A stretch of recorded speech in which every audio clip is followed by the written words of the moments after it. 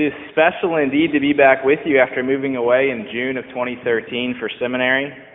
I'm studying at the School of Theology at the University of the South in Sewanee, Tennessee, and returning to St. Andrews feels like coming home. My wife, Rosanna, wishes she could be here and sends along her love. St. Andrews is what a seminarian like me calls my sponsoring parish. And what that means is our relationship will always be unique.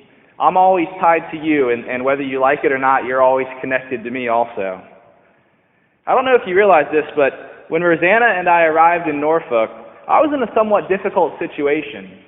While my wife's calling to medicine was being realized and us moving here and her going to school, I had recently and prayerfully come to the realization that after about a decade of pursuing a career in soccer, that I was called to parish ministry. Those thousands of hours of training, the tryouts, the games, they all felt rather useless all of a sudden. You might say that God disrupted my well-laid plans. This community embraced me and gave me purpose. You not only helped me to discern my call to ordained ministry, but you also let me try it out a little. You took a chance on me, which is something that I'll never forget. On a lighter note, I must admit that when I saw the gospel reading for today, one of the famous passages of Jesus' so-called cleansing of the temple found in each of the four Gospels, the thought crossed my mind that John and Andy must have scheduled me because they didn't want to preach on this difficult text. They said, leave it to the seminarian and we'll go on vacation. But in all seriousness, I'm grateful to John and Andy for their support these years and for the invitation to preach today. So I should probably get to that, huh? Last year, retail sales were the highest they've ever been at $3.18 trillion. Over the Christmas season, many Americans made it to church, but almost all of us, myself included, were faithfully devout in our commitment to the God of consumerism. On December 5th, at the Temple of Retail America, Macy's flagship store at Herald Square in New York City, Christmas was in the air. It was a Friday night, and the decorations, they were bright and colorful. Little boys and girls, just as sweet as sugar plums, were excitedly sharing their Christmas list with Santa Claus in his red suit and surrounded by elves with little green tights and pointy ears. Perhaps it was the moment when Bing Crosby's famous "I'm Dreaming of a White Christmas" began to play, that hundreds of protesters entered the store chanting "Black Lives Matter" and "I Can't Breathe" to the beat of 5-gallon bucket drums. Shopping traffic halted entirely as these protesters gathered together in the middle of the store and pretended to die. They fell to the ground and lay there lifelessly, partly to grieve the death of Eric Garner and so many other young black men, and partly to call attention to the disproportionate injustice for black and brown people found in our criminal justice system and law enforcement practices. Reporter Paul Farber for The Guardian explained it this way: die-ins, or protests in which participants lie in public areas to mime death, are effective not just because they are acts of theater that identify with the dead, but because they are visible expressions of fear by people who believe they might be the next to die. Across the world, wrote Farber, thousands of young people are halting street traffic, shutting down shopping malls, and disrupting others' lives to die in for racial justice. Convened largely by black youth activists, well-attended marches against police violence in dozens of U.S. cities are convincing displays of growing dissent. But the related acts of urgent public mourning are tools of moral indictment, not just protest.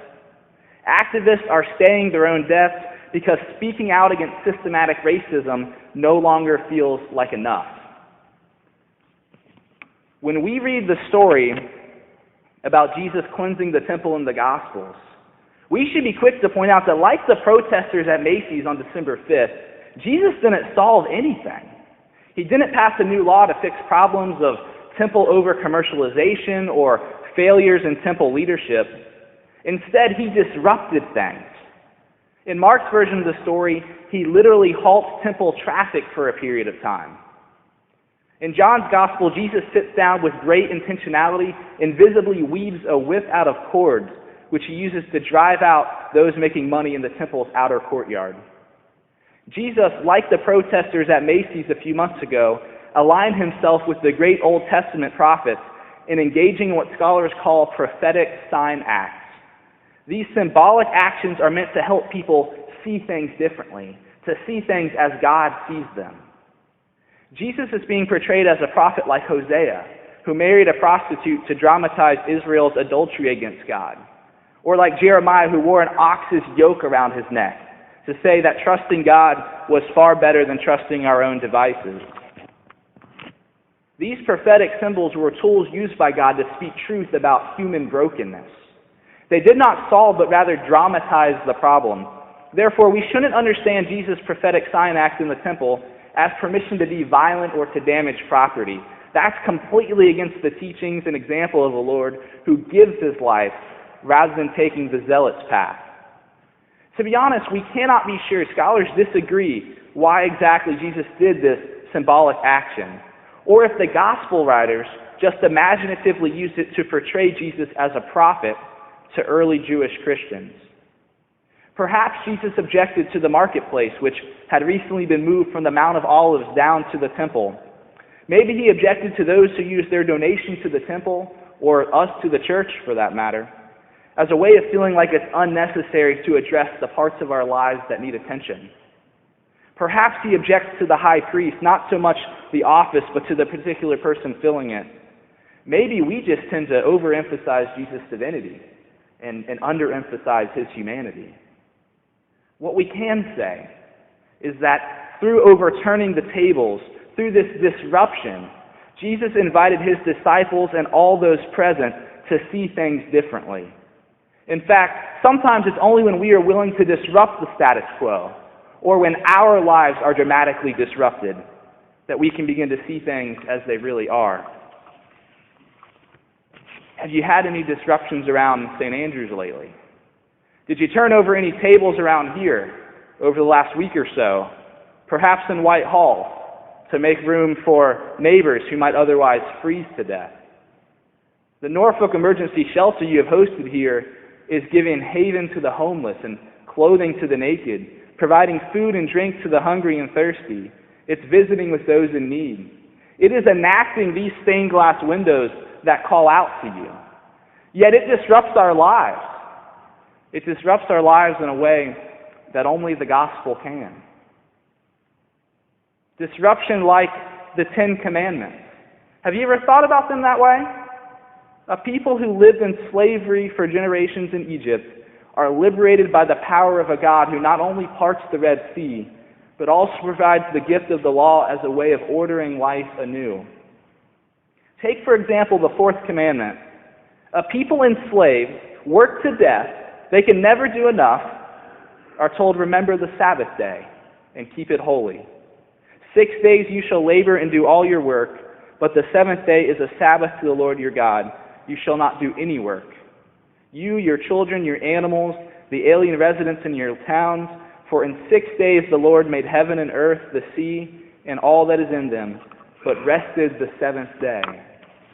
It's tied back to a God who not only created the world, but also created rest and leisure and renewal. This disruption to the mindset of those enslaved to productivity as the ultimate goal is a gift.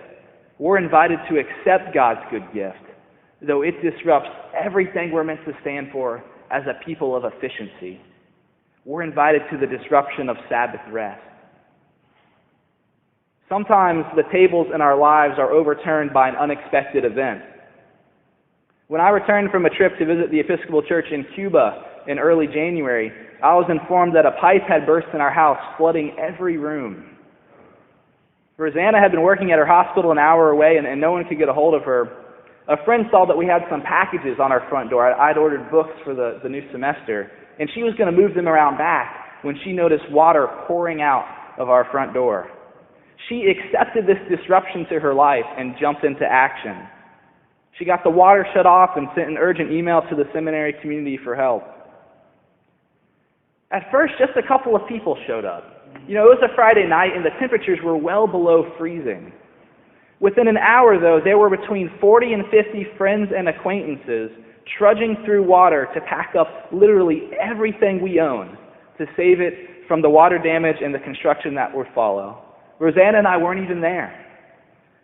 We were without a home for almost 3 weeks as repairs were made, and yet our lives were so full of love and great food and the support of God's people that we understand church a little differently now. Education at its most basic level is a system dedicated to disrupting how we see the world. A good education makes us question our assumptions. If you finish school, whether it's middle school or high school or college or graduate school, and you see the world the same way as you did before, then something's gone wrong. A good education disrupts us. In seminary, that happened to me when my New Testament professor made my classmates and I very uncomfortable when he began to speak openly about the prejudices that formed his worldview, that he was still trying to overcome. This disruption continued when we began to study the New Testament in search of evidence for prejudice against women, against Jews, against Gentiles. Sometimes we read our own prejudices into the text, and sometimes we are at risk of inheriting stereotypes even from the Scriptures. So we wrestle with the text as we wrestle with ourselves, knowing that God's love and grace can win out. I spoke to several of St. Andrew's college students on this trip about the pressures they have felt to believe certain things about certain groups of people.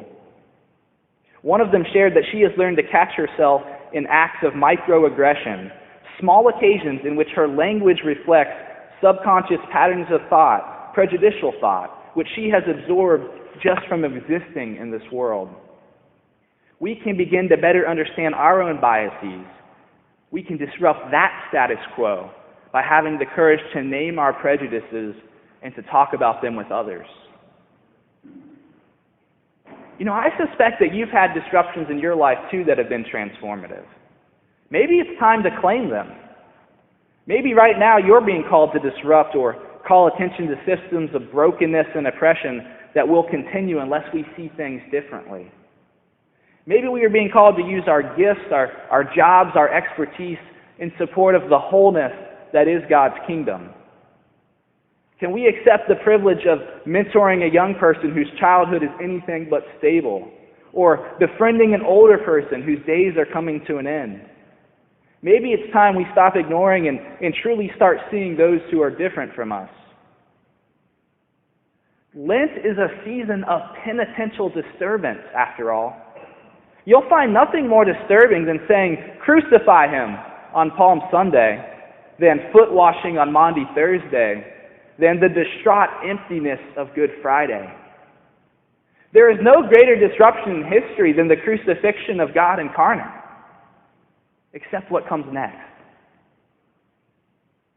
Sometimes it's only when our lives are dramatically disrupted, or when we are willing to do a little disrupting ourselves, that there is the space within us for God to step in so that we can begin to see things, to see them as they really are. Amen.